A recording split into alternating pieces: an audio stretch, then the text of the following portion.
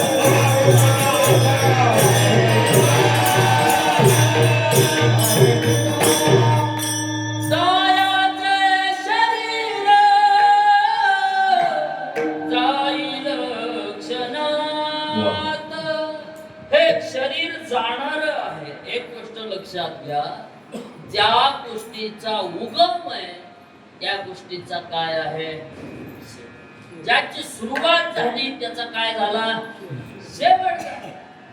त्या अर्थी तुकोबाराय बोलतात, संतांच्या जवळ जातायत आणि गारानं मांडतायत. बघा ना, आता हे माझं शरीर आलंय तेव्हा ऐकी ना, आता ह्या गावाचं नावच आहे महाराज. काय म्हणते त्याला? ह्याला नागापूर म्हणते. या सगळ्या पृथ्वी तलाला आपण एक नाव दिलंय. ह्याला कोणतं लोक? मृत्यू लोक. कोणतं लोक? मृत्यू लोक. का मृत्यू लोक? तर इथले माणसं काय होते? मरत. काय होते? मरत. पाताळाला कसं पाताळ लोक आहे, स्वर्गाला स्वर्ग लोक आहे, इथल्याला मृत्यू लोक. का? इथं ज्यानं ज्यानं जन्म घेतला त्या प्रत्येकाला मरण हे ठरलेलं आहे. हे ते नाही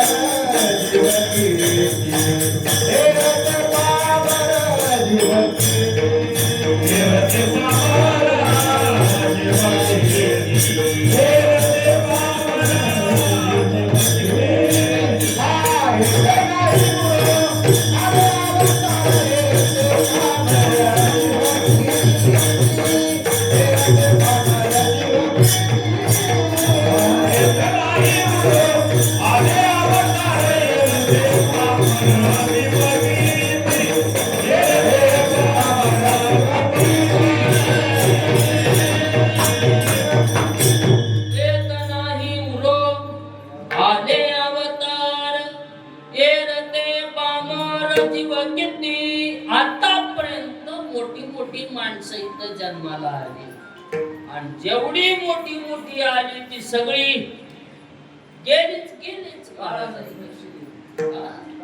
काळानं बक्षिले. म्हणून तर महाराज म्हणले, किती या काळाचा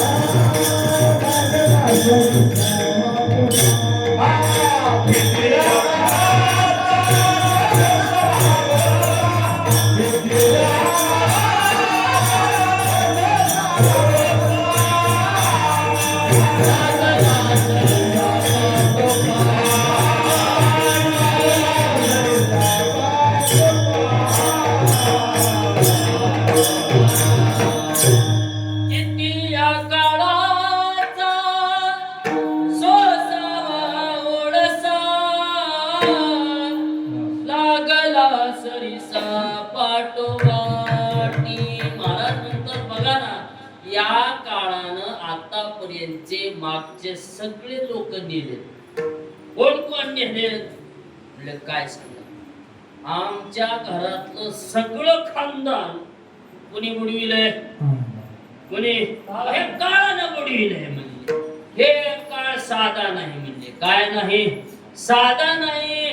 ह्यानं खूप जाच केला, पाठीमाग लागलाय. म्हणजे आमच्या आतापर्यंत आजा गेला देखत देखत नातू पंतू तोही तैसाची झाला.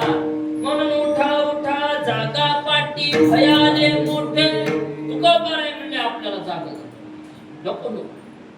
संत मायबाप ऐका. आता जरी मी भजन करत असलो, जरी मी देवाच्या जवळ असलो, तरी सुद्धा हे शरीर माझं कधी निघून जाईल सांगतात. क्षण भंगुर नाही भगवंता.